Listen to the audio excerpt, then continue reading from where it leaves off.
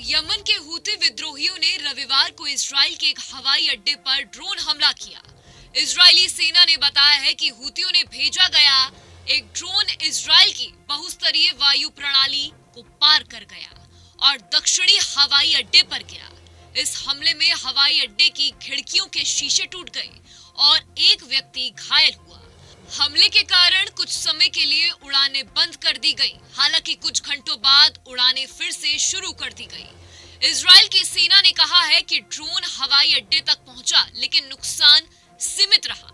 हमले के समय कोई चेतावनी सायरन नहीं बजाया गया। सेना अब ये जांच कर रही है कि ड्रोन को पहचानने में कैसे चूक हुई और एयर डिफेंस सिस्टम ने क्यों काम नहीं किया। हूतियों ने इस हमले की जिम्मेदारी ली है। ये हमला यमन में हूती विद्रोहियों के कब्जे वाली राजधानी सना पर इजराइल की हवाई हमलों के बाद हुआ है। इन हमले में हूती प्रधानमंत्री और अन्य वरिष्ठ अधिकारी मारे गए थे। हूतियों और इजराइल के बीच ये संघर्ष करीब 2 साल से चल रहा है। इस हमले से दो देशों के बीच तनाव और बढ़ सकता है।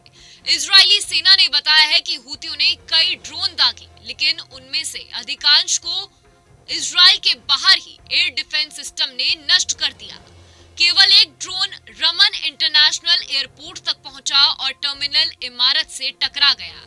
इससे हवाई अड्डे की इमारत और आसपास के क्षेत्र में हल्की क्षति हुई है। इस साल मई में हूतियों ने पहले भी इजराइल के एक मुख्य हवाई अड्डे पर मिसाइल हमला किया था। उन हमले में 4 लोग घायल हुए थे। इसके बाद कई अंतर्राष्ट्रीय विमान कंपनियों ने महीने तक इजराइल के लिए अपनी उड़ानें रद्द कर दी थी। अब ड्रोन हमले के बाद ये सवाल उठ रहा है कि इजराइल का एयर डिफेंस सिस्टम कितनी सुरक्षा दे सकता है। विशेषज्ञों का कहना है कि हूतियों के पास लगातार उन्नत ड्रोन तकनीक आ रही है, जिससे वे अपने हमलों को और प्रभावी बना रहे हैं। इजराइल के लिए ये चुनौती बड़ी है, क्योंकि देश के प्रमुख हवाई अड्डों को सुरक्षा की उत्तम स्तर की आवश्यकता है। ऐसे हमलों से नागरिकों और यात्रियों के लिए जोखिम बढ़ जाता है। इस घटना के बाद इजराइल और यमन के बीच तनाव और बढ़ सकता है। हूतियों ने इजराइल के खिलाफ कई हमले किए हैं और इजराइल ने भी जवाबी कार्रवाई की है। इस संघर्ष में आम लोग और हवाई यात्रा प्रभावित होती रही है। सुरक्षा एजेंसियां अब एयर डिफेंस सिस्टम की जांच कर रही है और भविष्य में ऐसे हमलों से बचने के लिए उपाय ढूंढ रही है। इस हमले ने एक बार फिर दिखा दिया है कि यमन में हूती विद्रोहियों की गतिविधियां खतरे की घंटी है। अंतर्राष्ट्रीय स्तर पर भी इस घटना पर नजर रखी जा रही है।